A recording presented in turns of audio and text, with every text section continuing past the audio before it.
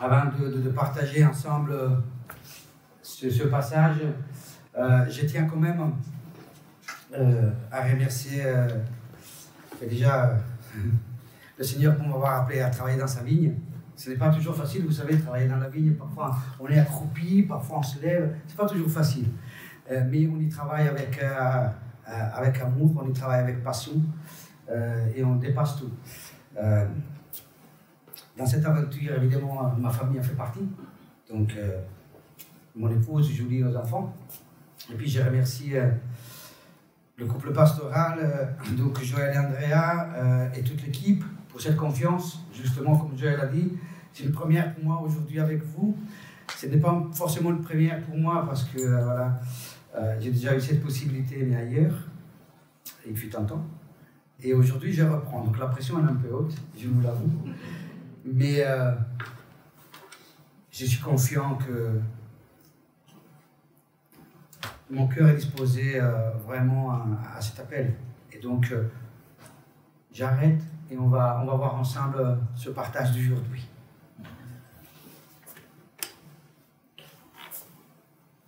Tu veux monter ? Non, je voulais le baisser un peu parce que vu que je n'ai pas la grâce de la taille, je baisse. Là ? Ah, super. Super, merci. J'ai l'habitude d'écrire, de prendre quelques notes pour vous partager la parole. Je n'ai pas forcément l'habitude d'avoir un support, vous m'excuserez, mais c'est comme ça, il faut me suivre. Et je pense que ça va le faire. J'ai donné un titre à ce message d'aujourd'hui. Et avec Joël, il m'a dit, tu sais, Lucas, en effet, on est un petit peu sur le thème d'être disciple, discipula, d'être témoin. Donc, si vraiment tu sens que ça peut continuer comme ça, et effectivement, ça continue comme ça confirme, parce que j'ai eu ce passage à vous partager, ça me sautait tout de suite à l'œil. Donc, le titre que je donne aujourd'hui, est-ce que nous sommes commentateurs télé, nous sommes des commentateurs de journal télévisé, ou nous sommes des témoins? Ce n'est pas la même chose. Parce que parfois, les commentateurs, ils commentent, ils rapportent, ils parlent, ils disent de quelque chose qu'ils voient, qu'ils entendent, ils font leur métier, ils le font avec précision, ils rapportent des informations, ils rapportent des nouvelles, ils nous mettent devant des images, mais ça reste des commentateurs. Ils ne sont pas forcément témoins d'un événement qu'ils sont en train de raconter. Ils le voient, ils l'entendent, mais après, une fois leur métier terminé, ils se détachent. Leur métier est terminé. Ça, c'est le rôle de commentateur. Le témoin poursuit son travail. Donc, il fait sorte que ce qu'il a vu et ce qu'il a entendu est une continuité. Alors, est-ce que nous sommes commentateurs? Donc, nous racontons, nous disons, nous parlons de ce que nous voyons, de ce que nous entendons, ou nous donnons suite à ce que nous voyons, ce que nous entendons? Évidemment, nous sommes dans le cadre biblique. Nous sommes dans le cadre de Jésus. Dans Actes, au chapitre 1, au verset 8, c'est marqué « Mais vous recevrez de la puissance quand l'Esprit Saint viendra sur vous, et vous serez mes témoins à Jérusalem, dans toute la Judée et en Samarie, et jusqu'aux extrémités de la terre. » On connaît très bien ce passage, et j'imagine que tout le monde le connaît, et moi aussi je le connais, et je me suis posé souvent la question, comment est-ce que je dois être témoin? Comment est-ce que je peux être témoin? Qu'est-ce que je dois faire pour être témoin? Est-ce que je suis déjà témoin? Je vais vous prendre une autre version. Alors, je vous ai dit la version Louis II. Je vais vous prendre Parole vivante. Parce qu'il y a des petites nuances parfois, des traductions différentes.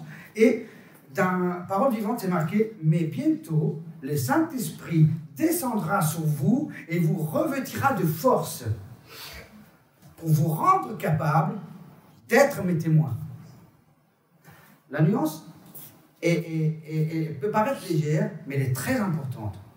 Parce que on connaît le contexte, on connaît ce qui va se passer, parce qu'à un moment donné, Jésus, après, il repartira à nouveau, donc il est en train d'investir, il est en train de dire, là, vous êtes dans votre intelligence, vous avez appris, vous avez connu, vous avez fait, vous avez vu, mais dans très peu de temps, vous allez avoir un élément supplémentaire, une puissance. Le Saint-Esprit vous revêtra. Parce que pour le moment, vous êtes des spectateurs, vous êtes des commentateurs, vous êtes ceux qui vivent avec moi, ceux qui partagent avec moi, mais après, vous serez incapacité de témoigner, de dire avec puissance et certitude ce que vous avez vu et ce que vous avez vécu. Et dans ce passage, on voit bien qu'il dit « Vous serez mes témoins où ? À Jérusalem, dans toute la Judée, en Samarie et aux extrémités de la terre. » Et moi, je me suis arrêté un petit peu à vouloir comprendre un peu plus, et c'est ce que je veux faire avec vous aujourd'hui, que nous puissions ensemble comprendre qu'est-ce que veut dire vraiment ce passage, ou comment est-ce que ça m'a parlé. Alors déjà, comme je vous ai annoncé, il y a une différence entre l'intelligence et la puissance de laquelle nous sommes revêtus. Ce n'est pas la même chose. Dieu a créé l'homme, il l'a créé à son image, il lui a donné une intelligence. C'est la différence que nous avons avec les animaux. Donc nous avons cette intelligence pour comprendre, pour voir, pour analyser, pour faire, pour aider les autres, pour nous aider. Donc nous sommes intelligents. Et qu'est-ce que ça veut dire être intelligent? Faculté de connaître. Alors je ne vais pas me mettre à faire la rousse, hein, évidemment que non. Mais on a besoin parfois de comprendre un peu plus. Intelligence, faculté de connaître, de comprendre. Qualité de l'esprit, de comprendre et s'adapter. Ensemble des fonctions mentales ayant pour objet la connaissance rationnelle. Ça, c'est l'intelligence. Nous sommes tous intelligents. Et nous pouvons comprendre rationnellement ce qui se passe autour de nous. Nous pouvons proposer certaines choses, nous pouvons avancer certaines choses, mais de façon rationnelle.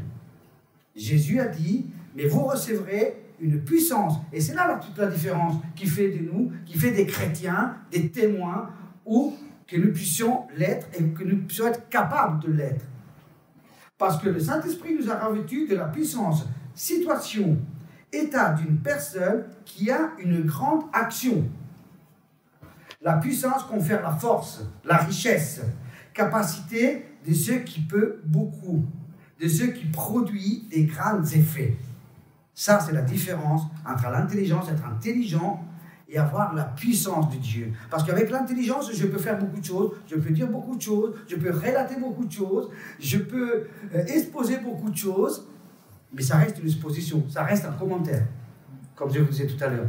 Si je suis revêtu de l'Esprit Saint, si je suis revêtu de sa puissance, c'est ce que je dis, c'est ce que je produis, c'est ce que je propose, ça va avoir un impact vrai sur ceux qui sont autour de nous. Ça, c'est toute la différence. Soit je le fais avec détachement, et vous savez, bien que chrétien, parfois, il y a cette différence. J'agis en tant qu'intelligent, mais je n'utilise pas la puissance de laquelle je suis revêtu.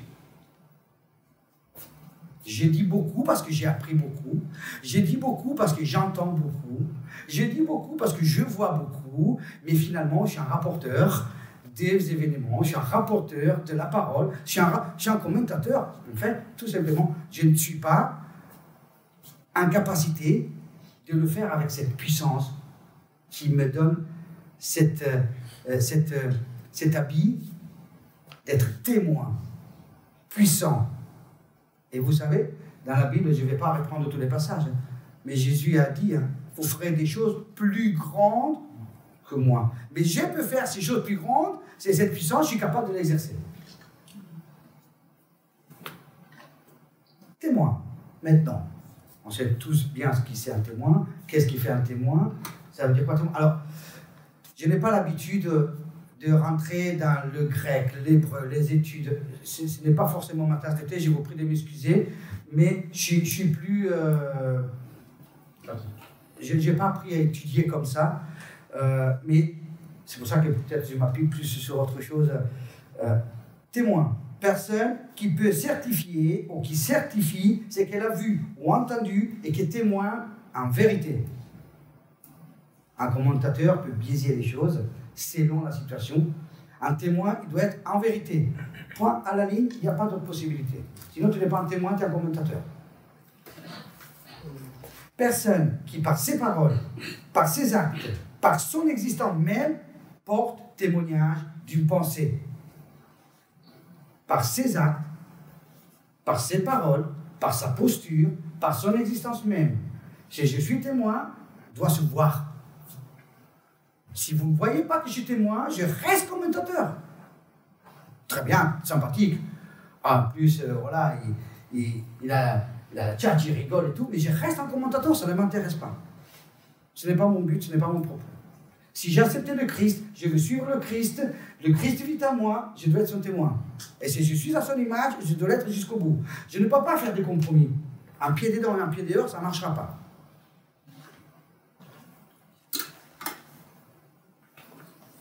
Et vous savez, parfois, avec mon épouse, on a souri pas mal parce qu'on a vu plein de témoins ou plein de personnes qui prétendaient être des témoins ou qui voulaient être témoins, qui se disaient témoins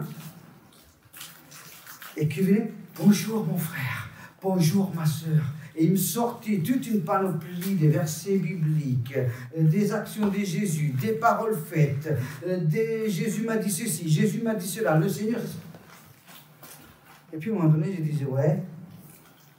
Et puis, en fait, j'ai rien reçu de tout ce que tu m'as dit. Est-ce que tu peux être un peu plus concret? Parce que finalement, tu as beaucoup dit. Alors, je ne veux pas dire que c'est une erreur. Hein.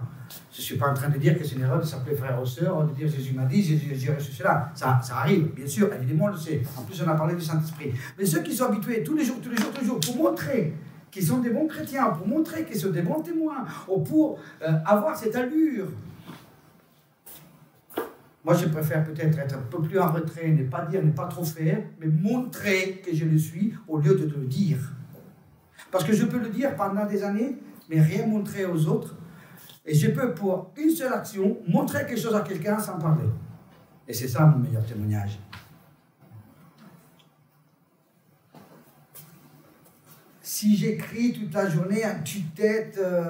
Alléluia, Amen. Mais après, dans mes actions, dans mes faits, dans mes paroles, dans ma posture, je ne vais pas avec mes paroles. Le témoignage est faible. Très, très faible même. Alors, la question d'être témoin, c'est d'être naturellement porté à agir comme Jésus agissait ou comme Jésus agit. Ou les apôtres, les disciples au premier temps. Mais ça ne change rien par rapport à nous. Nous sommes des disciples. Nous sommes des témoins. Ça ne change strictement rien. Il y a 2023 ans ou aujourd'hui, ça ne change strictement rien. C'est exactement la même chose. Si dans mon cœur et dans ma posture, dans ma façon d'être, de préparer des bonnes choses, de faire des bonnes choses, sans trop parler, et montrer aux autres que j'ai cet amour, que j'ai cette compassion, que j'ai cette compréhension, que j'ai ce regard de Jésus, je n'ai pas besoin de beaucoup de paroles. Montrer comme je le suis et fait avec passion, avec amour. C'est comme ça que je suis témoin. C'est comme ça que je me remplis et je laisse agir aussi le Saint-Esprit. Je vous raconte une petite anecdote. J'ai déjà raconté 1000 et 1000 fois, mais c'est toujours d'actualité. Un jour, il y avait une famille et une dame disait à son mari et ses enfants, le dimanche, moi, je suis pour personne, je vais au culte, et tout le dimanche, je vais au culte. S'il vous plaît, vous me laissez faire, tout le dimanche, je vais au culte. J'ai rendez-vous, je vais au culte. Et tous les dimanches, le culte. Donc, sa famille à la maison, parce qu'ils n'étaient pas forcément convertis. Donc, et là, elle s'est levée, le culte. Les œillères, elle allait au culte.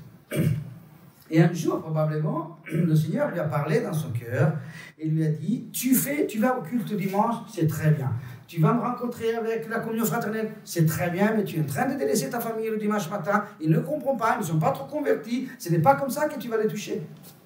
Ce n'est pas leur rempli des paroles que tu vas au culte dimanche, fais quelque chose de concret pour eux, parle moins et agis. Cette dame a compris un jour, elle s'est levée de bonne heure un matin, un dimanche, à 6 heures. Elle s'est mise à faire de la bonne cuisine. Elle s'est mise à préparer toute la maison. Elle a tout nettoyé. Elle a fait le meilleur, le plat que le mari préférait, les plats que les enfants ils préféraient. Elle a tout préparé sur la table de fleurs. Quand le mari et les enfants ils sont levés, on regardait tout ça. Mais qu'est-ce qui se passe? Mais tu ne vas pas au culte? Mais si en fait mon culte est là, elle a montré avec amour son témoignage que le Christ lui a dit vers ta famille. C'est ton premier ministère. On le sait. Hein. Mon premier ministère, c'est ma famille. Mon premier ministère, c'est ma famille. Si je n'amène pas bien ma maison et ma famille, je ne pourrais pas être ici avec vous aujourd'hui. Donc cette femme a tout préparé. Et là, le mari et les enfants ont compris de quel amour était capable leur mère et leur femme. Et ils ont dit, oh, mais comment c'est grand ce que tu as fait. Oui, parce que je vous aime. Je vous aime. Et il faut que je vous montre cet amour. Le dimanche d'après, toute la famille est partie à l'église. Parce qu'elle a montré concrètement, sans trop parler. Elle était témoin de cet amour, de cette passion, de cette compassion que Dieu lui a donnée pour sa famille. C'était le meilleur témoignage. Attention, il faut aller au culte dimanche. Ceci dit, ne restez pas chez vous à faire la cuisine dimanche prochain. Venez. Mais c'est ce que je veux dire, c'est que parfois, il faut prioriser les choses et donner l'importance de la juste valeur.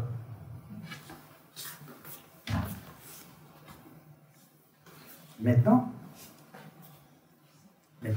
la question est, est-ce que j'ai cette puissance? La question est, qu'est-ce que c'est cette puissance? Parce que tu parles de puissance, Lucas, c'est très bien, très beau, super, mais qu'est-ce que c'est en fait? Alors, encore une fois, hein, dans la Bible, le mot puissance, et dans l'Ancien et dans le Nouveau Testament, a les traductions selon le contexte. Moi, je ne vais pas vous reprendre encore toutes les langues, mais je vous dis juste les traductions. 3 mots pour définir puissance. La capacité d'agir, la liberté d'exercer cette puissance et l'efficacité ou l'intensité de celle-ci. Qu'est-ce que cela veut dire? Nous sommes tous des chrétiens, on est bien d'accord. Nous avons tous décidé de donner notre vie à Christ. Bien d'accord? Oui? Donc vous avez cette puissance qui vous a été donnée à la croix. À la croix, cette puissance vous a été donnée. Tu as choisi le Christ, tu l'as choisi comme ton sauveur, tu l'as choisi comme ton maître. Et l'Esprit Saint descendra sur vous, donc sur ceux qui croient, sur ceux qui par la foi croient à ce que Jésus a dit, ce que Jésus a fait, et qui est mort sur la croix, qui est ressuscité, et qui nous a revêtus de cette puissance. Donc, bonne nouvelle aujourd'hui, vous avez cette puissance, nous avons cette puissance. Amen. Maintenant, nous devons l'exercer, cette puissance. La puissance, ça ne veut pas dire montrer que je suis plus fort en parole, comme je vous ai dit. Ce n'est pas leur montrer que je suis le plus fort parce que je connais la Bible par cœur. Ça ne veut pas dire que la puissance, ça veut dire je te regarde et je t'aime, je te compatis, je te soutiens, je te porte, tu me portes. C'est mutuel, hein, évidemment. C'est la capacité d'agir. Je suis revêtu de cette puissance. Maintenant, il faut que je l'exerce. Je ne dois pas me donner des limites. C'est le deuxième passage, la liberté d'exercer. Parfois, nous, les chrétiens, on se dit, ouais, j'ai reçu ça, peut-être que je l'ai reçu, mais, oulala, mais si je vais faire ça, les autres autour de moi, ils me regardent, ils me voient, ils disent, mais je suis là, il y a un problème, toi. Qu'est-ce qu'il dit, qu'est-ce qu'il fait? Il dit des choses, il fait des choses. Encore une fois, je ne suis pas en train de dire que c'est parce que tu as cette puissance et tu as la liberté de l'exercer, tu dois aller à droite, à gauche, de bout en bout, avoir tout le monde à dire j'ai cette puissance, maintenant je te dis que, je fais que. Attention, il faut aussi de la prudence. La Bible dit que Dieu, c'est un Dieu d'ordre. Hein. Donc il ne faut pas non plus faire n'importe quoi, mais il faut être capable de reconnaître, de décerner cette puissance que Dieu nous a donnée et l'exercer. Et ne pas se limiter dans l'exercice de cette puissance. Parce que nous l'avons. Si nous limitons l'exercice de cette puissance, ça veut dire que nous mettons en doute que Jésus nous l'a donnée. Par conséquent, toute l'œuvre de Jésus. Si je crois par la foi en Jésus, si je crois par la foi que j'ai reçu l'Esprit Saint, je crois par la foi que je peux exercer cette puissance. C'est en fait, c'est réel, c'est comme ça. Est-ce que je crois aussi dans l'efficacité de cette puissance que j'ai reçue? Est-ce que je crois aussi que pendant que j'exerce, que je l'exerce parce que je l'ai reçue, qu'elle va agir, mais qu'elle soit efficace? Est-ce que je le crois? Ou alors c'est quelqu'un, parfois, vous savez, ça nous arrive en famille. Il y a une situation pour laquelle il faut... On prie, au moins on essaie de faire. Il y a des situations un peu plus compliquées, parfois on demande quelque chose. de prier avec puissance. Et vous savez, c'est pour ça que je vous ai dit tout à l'heure, parfois travailler dans la vigne, c'est dur. Parce que parfois, c'est fatigant, c'est dur, et tu ne vois pas arriver les choses, tu ne vois pas que les choses adviennent, tu ne vois pas que... Et pourtant, je crois par la foi que les choses vont arriver. Parce que Dieu l'a promis, pour ceux qui croient.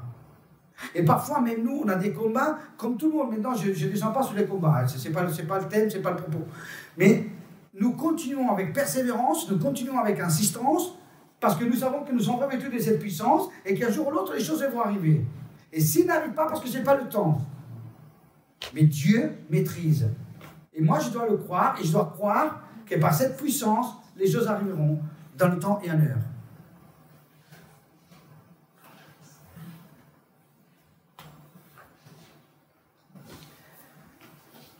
Et la puissance du Christ est en œuvre, et est exercée par les croyants. C'est marqué dans Romains 1, 16, 1 Corinthiens 1, 18, 1 Éphésiens 1, 19, 20. La puissance du Christ est à l'œuvre dans le croyant. Vous ferez des choses plus grandes, vous vous rappelez? Le chrétien est transformé à l'image du Christ par le Saint-Esprit. 2 Corinthiens 3, 18, 13, 3, 4. Est transformé à l'image du Christ. Et la Bible dit que ce n'est plus moi qui vis, mais c'est Christ qui vit en moi. Je dois porter les fruits de l'Esprit. Si je ne porte pas les fruits de l'Esprit, je suis un arbre qui est desséché. Et on connaît la conséquence. Et pour que je puisse porter des fruits, je dois le faire dans la simplicité. Ou à Jérusalem. Ça veut dire quoi à Jérusalem? Autour de nous, chez moi. Pourquoi Jésus avait dit à Jérusalem? Parce que c'était la ville qu'il a condamnée, alors que c'était là qu'il est arrivé. C'était là qu'il a commencé. C'était là que Dieu débuté. Et c'était là qu'il n'a pas été cru. C'est là qu'il n'a pas été reçu. C'est là qu'il était jeté. Commencez chez vous. Là, parce que là, il ne vous croit pas encore. Commencez là. Commencez dans votre famille. N'allez pas chercher midi à 14. Alors après, il dit, après vous allez en Judée, vous allez en Samarie, aux extrémités de la terre. Mais le commencement, c'est chez vous. C'est chez nous, c'est chez moi. Si je ne suis pas bon témoin chez moi, ça ne marchera pas ailleurs. Donc, après, autour de moi, les gens doivent le voir. Tout à l'heure, nous avons une agape. Moi, je vais exercer, déjà, c'est ce que Jésus me dit, d'être témoin chez moi. Parce que je vous l'avoue, et je vous demande pardon, je ne connais pas le prénom de tout le monde. Et c'est déjà pas mon commencement. Comment je peux être proche de vous? Comment je peux être votre témoin? Comment je peux témoigner? Comment on peut se témoigner les uns les autres? Je ne connais même pas. Si, enfin, j'ai grossi un peu le trait. Hein. Mais pour dire que pour bien débuter, il faut qu'on débute bien chez nous. Après, je peux aller à côté. Quand je suis formé, quand je suis instruit, quand j'ai reçu cette puissance, je peux aller après ailleurs. Je dois même y aller. Mais toute chose et chaque étape doit être faite. Et après, je peux aller aux extrémités de la terre. Et ça, c'est notre devoir aussi. Mais je dois bien commencer chez moi, dans la simplicité, avec des actes, des gestes et des choses concrètes qui font que je suis chrétien. Et pour ne pas m'éterniser, pour terminer, qui nous a donné cet exemple de simplicité, de concret, sans trop de paroles, en allant jusqu'au bout? Un seul, Jésus. Oui, il enseignait. Oui, il instruisait. Oui, il guérissait. Mais il savait très bien que tout cela, il était en train de le faire avec humilité parce qu'il fallait qu'il aille sur la croix. Pour qu'il aille témoigner l'amour du Père en premier, pour que nous croyions, lui, pour que nous soyons comme lui, pour que nous soyons puissants, pour que nous puissions exercer. Il est allé à la croix. C'était le premier témoin de cet amour. C'est là-dessus que nous devons nous baser. Et Jésus l'a commencé dans le silence. Et on connaît l'histoire de Jésus, hein, de son bas âge. Petit à petit, il a commencé, ou autour de lui, il a commencé par... Ah ben tiens, je suis à Jérusalem, je suis à Capharnaüm, je suis à Bethléem, mais bon, aujourd'hui, j'ai envie d'aller à Bombay, à prêcher à Bombay. Il a commencé chez lui. Les apôtres ont commencé chez... juste comment qu'ils étaient instruits, qu'ils étaient formés, qu'ils étaient remplis. Et vous le savez, ils sont restés à Jérusalem jusqu'à ce que l'Esprit Saint vienne. Ils ne sont pas partis avant, ils n'avaient pas l'autorisation. Et du moment qu'ils étaient formés, ils sont partis. Est-ce que ça, je le crois, moi, aujourd'hui? Est-ce que je crois que j'ai cette puissance? Est-ce que je crois que je vais être témoin avec cette puissance? Est-ce que je crois fermement que je dois peut-être parler un peu moins, mais agir un peu plus dans tout ce que nous faisons tous les jours? Dans tout ce que nous faisons tous les jours, ça reste qu'une partie à carte. Si je m'énerve, je jette tout, aïe. Encore une fois, j'ai grossi le trait, mais... Je pense que nous pouvons aujourd'hui le croire, sans mysticisme, hein, sans être des illuminés qui parlent dans tous les sens. Hein, parce qu'encore une fois, Dieu, c'est un Dieu d'ordre. Il faut bien se canaliser et comprendre et décerner, mais nous pouvons aussi l'exercer. Est-ce que nous en sommes capables aujourd'hui? Est-ce que nous avons ce désir ardent d'être comme ça? Est-ce que nous avons ce désir que quand on y va, on est envoyé, disciple, on est percutant? Ou alors, je viens, je fais mon journal télévisé, je vous raconte ce que j'ai vu, ce que j'ai entendu. Jésus, Jérusalem, les disciples, merci, au revoir, bon dimanche. Ou alors, je suis témoin. Alors aujourd'hui, on va prendre juste une seconde, pas plus. Hein. Si vous sentez, si quelqu'un sent entre vous, et qui manque encore ce petit pas pour que tu sois vraiment croyant de pouvoir exercer cette puissance et que tu es vraiment un témoin, si tu sens que vraiment il te manque quelque chose, on va prier ensemble. Vous faites juste un pas d'obéissance, non pas vis-à-vis de moi, je me retourne si vous voulez, non pas vis-à-vis de l'Église, Joël. Vous faites un pas d'obéissance vis-à-vis de Jésus. Vous levez la main et vous dites, moi, je veux ça aujourd'hui. Et nous prions 2 minutes courtement et après nous allons continuer. Est-ce que quelqu'un vraiment sent qu'il est arrivé ou qu'il lui manque un petit pas pour ça? Et si tu manques, tu lèves ta main, personne ne te regardera, personne ne te jugera. On n'est pas là pour ça. On est là pour être revêtu de ça. Est-ce que tu le veux aujourd'hui? Si ça te manque, aie le courage de le demander. La Bible dit, et vous recevrez une puissance par le Saint-Esprit. C'est la Bible qui le dit, c'est Jésus, c'est pas moi. Vous la voulez, cette puissance? Alors j'invite le pasteur Joël, s'il te plaît, si tu veux bien prier pour les personnes qui ont levé la main.